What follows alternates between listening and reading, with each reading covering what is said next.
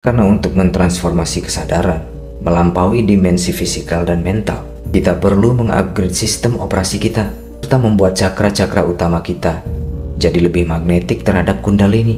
Angkat tangan kanan di atas tangan kiri, telapaknya menghadap ke atas, tapi jangan lupa bahwa secanggih apapun sistem atau softwarenya, kalau tidak didukung dengan hardware dan supply energi yang sesuai, software itu pun tidak akan bisa bekerja dengan semestinya.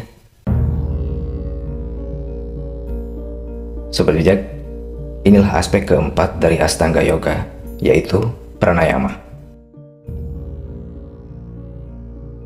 yang berarti pengendalian energi prana. Secara garis besar, ada 5 jenis daya utama yang aktif dan mengatur pergerakan energi prana secara mandiri dalam sistem kita, yang disebut Pancawayu, yang berarti 5 daya, yaitu prana, apana, samana, udana, dan vyana. Masing-masing dari kelima daya ini memiliki kecerdasan tersendiri dalam mengelola energi internal kita. Intinya, fungsi fisikal, fungsi mental, dan seluruh mekanisme sistem kita ditentukan oleh kinerja dari Pancawayu ini. Dan karena dalam energi kita juga terdapat rekam jejak karma kita, maka kinerja Pancawayu pun dipengaruhi oleh struktur karma kita, sehingga Pancawayu ini berperilaku unik dan berbeda pada setiap orang. Tapi meskipun begitu, kalau setiap orang bisa mengarahkannya dengan bijaksana, semua orang juga bisa memanfaatkan daya-daya itu untuk mendukung upaya mereka dalam membangun kesejahteraan fisikal dan mental mereka, termasuk meningkatkan spiritualitas mereka. Sedangkan kalau dibiarkan begitu saja, daya-daya ini tanpa disadari akan membuat seseorang bersikap dan berperilaku mengikuti wasana atau kecenderungan yang terbentuk oleh struktur karmanya. Tapi terlepas dari asyik tidaknya kecenderungan itu, hidup di bawah kendali sesuatu yang tidak disadari, yang membuat seseorang mengalami hal-hal yang di luar harapan atau yang tidak diinginkannya. Lebih-lebih kalau kecenderungan itu juga membuatnya mengalami situasi dan kondisi yang serupa berulang-ulang lagi dan lagi, seolah-olah tidak ada sesuatu yang lebih atau berbeda dalam kehidupannya, yang seolah-olah nasibnya memang sudah ditentukan seperti itu dan tidak bisa dirubah. Bukankah keadaan seperti itu juga yang membuat kebanyakan orang hidup dalam kepicikan, kebingungan, kejenuhan, atau malah keputusasaan? Apalagi kalau kecenderungan itu mengarahkan seseorang pada gaya hidup yang tidak seimbang. Tentu itu juga bisa menambahkan berbagai permasalahan dalam hidupnya, iya kan? Dan tentunya kondisi-kondisi yang semacam itu juga mengakibatkan merendahnya frekuensi energi dan makin menjauhnya seseorang dari kesadaran rohani, kesadaran akan dirinya yang sejati. Sementara untuk mentransformasi kesadaran dan berevolusi dibutuhkan energi yang berkualitas dan berfrekuensi tinggi. Maka inilah alasan kenapa para yogi juga mengembangkan berbagai teknik pranayama, karena mereka ingin menjadi pemegang kendali atas daya-daya hidup itu dan mengarahkan energinya semaksimal mungkin untuk membentuk kesejahteraan fisikal dan mental mereka, termasuk mendukung upayanya dalam meningkatkan kerohanian. Maka kalau kalian juga menginginkan hal yang sama, kalian pun perlu mempelajari dan mempraktikkan pranayama. Karena di samping alasan itu, latihan pranayama juga ditujukan untuk meningkatkan kapasitas paru-paru kita, agar kita bisa memiliki pernafasan panjang yang stabil, supaya bisa menyerap energi prana secara maksimal. Dengan suplai energi yang maksimal itulah, kinerja sistem kita pun akan jadi lebih optimal dalam membangun kesejahteraan fisikal dan mental. Bahkan secara otomatis dapat meningkatkan kepekaan persepsi dan batin kita juga. Dengan kata lain, pernafasan yang panjang dan stabil ini juga akan meningkatkan kepekaan kita terhadap emosi dan mentalitas orang lain, vibrasi energi di sekitar kita, ataupun informasi-informasi transendental yang dikenal dengan sebutan wahyu. Tapi pernafasan yang lembut, perlahan dan stabil itu mestilah yang terjadi secara alami, bukan karena dibuat-buat, melainkan karena terbentuk akibat suatu latihan tertentu yang mentransformasi ritme nafas itu secara alami. Sehingga makin lembut dan pelan nafas kita pun akan jadi makin peka. Yang tentunya ini akan sangat mendukung upaya kita dalam membangun kesejahteraan yang holistik serta meningkatkan spiritualitas kita untuk tujuan evolusi kita. Karena kepekaan itu jugalah yang bisa kita manfaatkan untuk memahami dan menyadari seluk-beluk dimensi-dimensi internal kita yang perlu kita tingkatkan kualitas dan kapasitasnya. Dan tidakkah kalian juga menginginkan hal yang sama?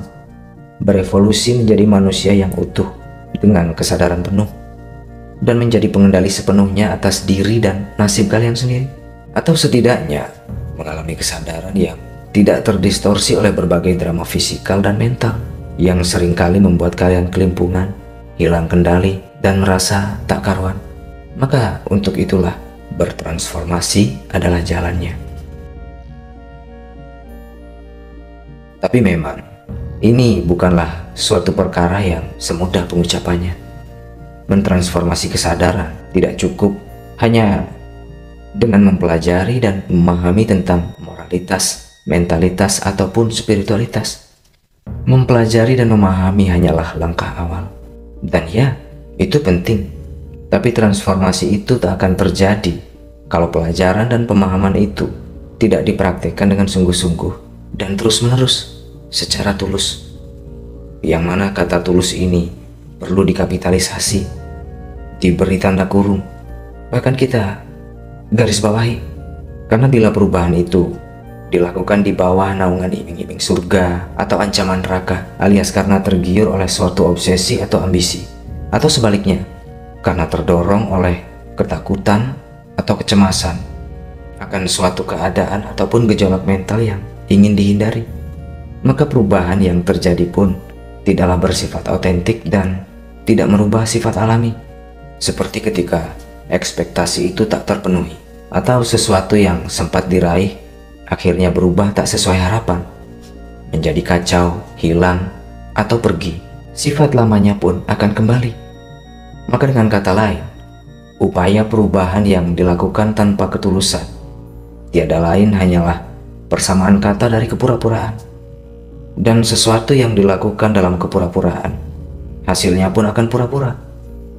Mungkin orang-orang bisa merubah tampilan mereka agar tampak baik-baik saja di mata orang lain, tapi mereka tidak bisa melenyapkan penderitaan mereka selagi mentalitasnya tak benar-benar berubah. Atau sewaktu-waktu mereka bisa saja bertingkah layaknya orang bijak dengan segudang nasihat dan motivasi, tapi begitu dihantam suatu persoalan, mereka kehilangan kendali dan versi lamanya pun kembali. Maka yang semacam itu bukanlah transformasi. Kalau dalam bahasa Inggris istilahnya adalah change, sedangkan transformasi merujuk pada suatu perubahan yang pasti dan tumbuh sebagai sifat alami. Maka dengan terus-menerus meningkatkan transformasi demi transformasi inilah seseorang akan mengalami evolusi kesadaran. Dan ketika dia bisa mentransformasi kesadarannya melampaui dimensi fisikal dan mentalnya, dia pun terlepas dari kesan-kesan yang membuatnya menderita. Karena kesan-kesan fisikal dan mental itulah yang sejatinya membuat orang menderita. Tapi akar dari penderitaan itu tetap saja adalah karena ketidakmampuan seseorang dalam mentransformasi kesadarannya. Maka transformasi dan evolusi kesadaran inilah tujuan utama dari praktik yoga ataupun laku spiritual lainnya, yang salah satu metodenya adalah dengan pranayama. Karena untuk mentransformasi kesadaran melampaui dimensi fisikal dan mental, kita perlu merubah struktur karmik kita, metadata kita, atau program bawaan kita. Intinya, kita perlu mengupgrade sistem operasi kita yang berada pada lapisan badan energi kita, yang tersusun oleh nadi dan cakra, yang dinutrisi oleh energi prana. Itulah kenapa pranayama jadi salah satu laku spiritual yang sangat krusial. Karena dalam konteks ini, dengan pranayama, kita pun bisa melebur sumbatan-sumbatan yang melekat pada nadi dan cakra yang berupa residu karma atau samskara, sekaligus menutrisi sistem kita dengan energi prana yang berkualitas satwik yang menimbulkan kesegaran, kestabilan, dan kemurnian. serta membuat cakra-cakra utama kita jadi lebih magnetik terhadap kundalini. Dengan bangkitnya kundalini itulah transformasi kita dimulai. Lalu sedikit demi sedikit, kesadaran kita yang tadinya hanya sebatas fisikal dan mental mulai bertransformasi dan terhubung pada dimensi-dimensi kesadaran yang lebih tinggi atau transendental. Karena makin bersih cakra-cakra kita, semakin naik dan lancar juga pergerakan kundalini kita guna membersihkan jalur susumna, yaitu jalur Sakti menuju Siwa. Dan ketika energi ilahi dalam diri kita yang disebut Sakti itu mulai bangkit, saat itulah kita pun mulai mengalami evolusi kesadaran. Makin dekat Sakti itu dengan Siwa, makin sempurna juga evolusi kita. Tapi seperti apakah kesempurnaan itu? Aku belum tahu. Aku pun belum sempurna. Tapi setidaknya aku punya peta dan cara yang mengarah ke sana, yang sejauh ini aku rasa sangat berguna. Dan salah satu cara itu adalah yang sedang kita bahas saat ini, yaitu pranayama. Dan peta yang kumaksud adalah yoga. Sobat bijak, kita lanjut ke sesi berikutnya. Pada dasarnya, metode pranayama dilakukan melalui olah nafas karena elemen pembentuk daya yang disebut pancawayu yang kita bahas di awal tadi adalah udara. Di samping itu, energi prana yang ingin kita kendalikan ini meskipun sumbernya adalah matahari, tapi eksistensinya juga seperti udara. Bahkan sebagian besar menjadi satu kesatuan dengan udara. Karena itulah, bernafas adalah cara alami dan termudah untuk menyerap dan mengolah energi prana, yang bahkan sudah terjadi setiap saat meski tanpa kita sadari. Tapi akan jauh lebih optimal kalau kita bisa melakukan olah nafas ini secara sadar, yang mana perlu melibatkan aspek lain seperti pikiran, kehendak, dan gestur tubuh yang disebut mudra, termasuk juga vibrasi suara. Yang kalau mau diulas semuanya, ada banyak sekali teknik untuk melakukan pranayama. Kegunaannya pun berbeda-beda yang tidak melulu diarahkan untuk tujuan spiritual. Tapi, sebagai referensi, kita akan bahas salah satu teknik yang biasa aku gunakan, yaitu Samavrti pranayama, yang pada prakteknya sedikit aku improvisasi untuk tujuan yang lebih komprehensif. Dan biasanya aku terapkan sebelum melakukan proses samyama, yaitu tahapan untuk meditasi yang lebih mendalam. Maka ketahuilah, pada dasarnya teknik ini melibatkan 3 fase pernafasan, yaitu puraka, kumbhaka, dan racaka, yang berarti menghirup, menahan, dan menghembuskan nafas. Teknik ini mungkin terkesan sederhana, tapi sebenarnya ini adalah teknik pranayama yang sangat kuat. Untuk 1 kali putarannya, Samavrti ini harus dilakukan dengan perbandingan massa atau hitungan, yaitu 1:4:2. Maksudnya adalah, kalau kita melakukan puraka selama 1 detik, maka kumbhakanya adalah 4 detik, dan racakanya 2 detik. Atau, selain dengan urutan detik, kita juga bisa menerapkannya dengan hitungan yang porsi masanya setara. Yang penting perbandingan hitungannya tetaplah 1:4:2, karena perbandingan ini bertujuan untuk membentuk kualitas energi yang satwik, guna menyeimbangkan energi dalam tubuh, meningkatkan fokus, dan menenangkan pikiran. Ini juga bisa membantu dalam mengontrol emosi, tapi tujuan utamanya adalah untuk meningkatkan kapasitas paru-paru, karena dengan kapasitas paru-paru yang lebih besar, berbagai manfaat seperti yang sudah aku jelaskan di awal tadi akan bisa terpenuhi. Tapi kalau perbandingan pola nafasnya dibolak-balik, misalnya 1:2:4 atau 4:2:1, efeknya akan berbeda. Yang kalau dijelaskan secara biologis, ceritanya akan panjang dan rumit. Intinya adalah bisa merugikan atau menyakiti kita. Karena itulah, pranayama juga mestinya dilakukan dengan seksama dan tidak boleh asal-asalan. Dan kalau kalian ingin mencobanya, pertama-tama duduklah bersila dengan badan yang tegap tapi rileks sambil memejamkan mata. Bisa bersila dengan pose Padmasana, Ardha Padmasana, atau yang paling sederhana Sukhasana. Pilihlah pose duduk yang kalian rasa bisa kalian lakukan dengan nyaman dan lama. Kemudian, kombinasikanlah dengan Dhyani Mudra. Bagi yang belum tahu, perhatikanlah contohnya. Tumpangkan tangan kanan di atas tangan kiri, telapaknya menghadap ke atas, lalu pertemukan kedua ibu jari, dan ujungnya diarahkan condong ke atas. Posisikan mudra itu di depan perut bagian bawah, atau sedikit di bawah pusar.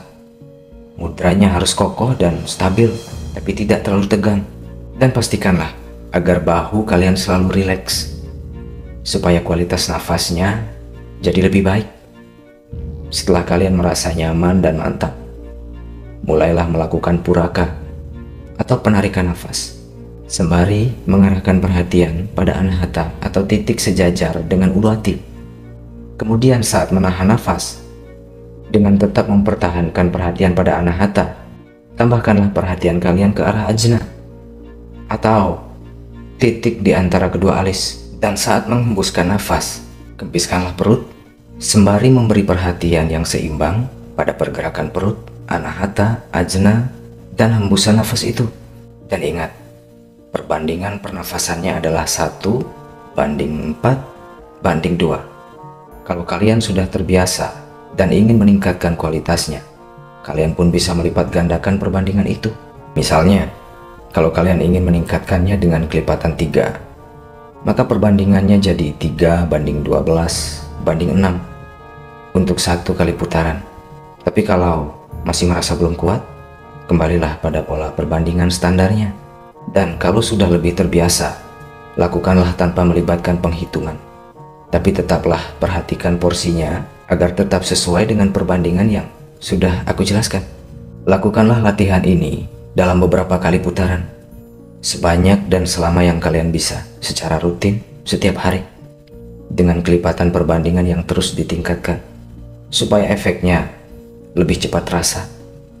Tapi kalau kalian merasa agak kesulitan mengikuti teknikku yang satu ini, karena melibatkan pengarahan dan pembagian perhatian ke beberapa titik secara sama rata, kalian juga bisa mencoba teknik yang lebih sederhana, yaitu mengkombinasikannya dengan Anjali Mudra, yang pola pernafasannya masih tetap sama, hanya saja arah perhatiannya yang berbeda.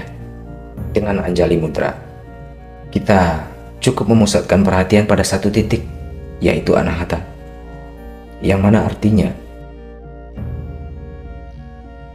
ini lebih bertujuan untuk meningkatkan kepekaan empati kalian, atau dengan kata lain, mengembangkan kualitas cinta kasih. Di samping kalian juga masih tetap memperoleh manfaat dari Samawarti Pranayama. Sedangkan teknik yang aku jelaskan dengan kombinasi Dhyani Mudra tadi, tujuannya adalah selain mendapatkan manfaat dari Samawarti Pranayama, mengkombinasikannya dengan Dhyani Mudra adalah untuk mendukung stabilitas energi dan memperdalam konsentrasi, serta mengembangkan kebijaksanaan atau kecerdasan intuitif kita. Lalu pemusatan perhatian pada ulu hati akan menstimulasi anahata cakra untuk meningkatkan kepekaan empati. Penambahan perhatian pada ajna adalah untuk memperkuat efek dari Dhyani Mudra dalam meningkatkan kepekaan intuisi, dan pembagian perhatian pada beberapa titik secara seimbang akan memberi benefit tambahan, yaitu meningkatkan kapasitas memori kita, melatih kemampuan multitasking kita. Karena seperti yang kalian ketahui juga, bisa memusatkan perhatian pada satu pekerjaan tentu akan sangat bagus untuk hasil yang lebih cepat dan maksimal. Tapi tidak bisa dipungkiri bahwa seringkali nuansa kehidupan juga menuntut kita untuk memikirkan dan memperhatikan banyak hal, termasuk menuntut kemampuan kita menyesuaikan diri dengan orang-orang yang kita hadapi, lalu menyikapi semua itu dengan bijaksana. Bila kita tidak ingin hidup sebagai bagian dari masalah, melainkan bagian dari solusi.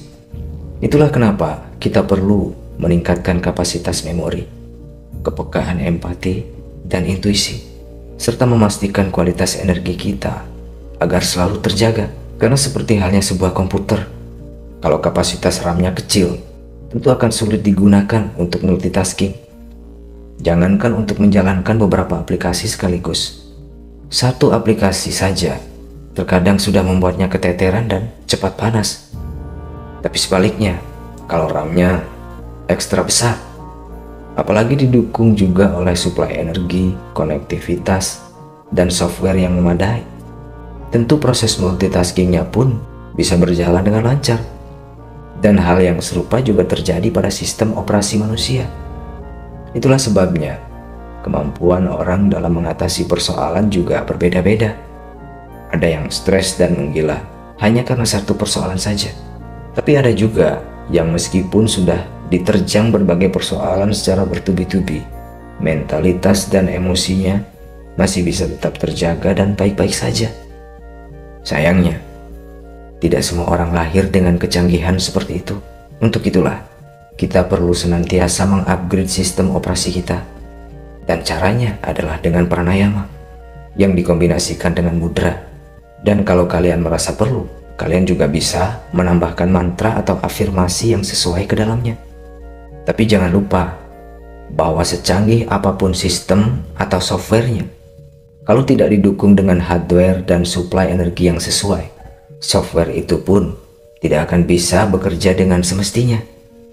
Karena itu, kita juga tidak bisa mengabaikan laku spiritual lainnya seperti asana, niyama, dan yama, sebagaimana yang sudah kita bahas pada episode-episode sebelumnya. Sobat bijak, selain teknik samavriti yang sudah aku bagikan tadi, masih ada juga beberapa teknik pranayama yang biasanya aku gunakan untuk mendukung kebutuhan yang lainnya. Tapi kita akan bahas itu di konten yang berbeda. Untuk itu, berikutnya kita akan bahas dulu aspek kelima dari Astanga Yoga, yaitu Pratyahara.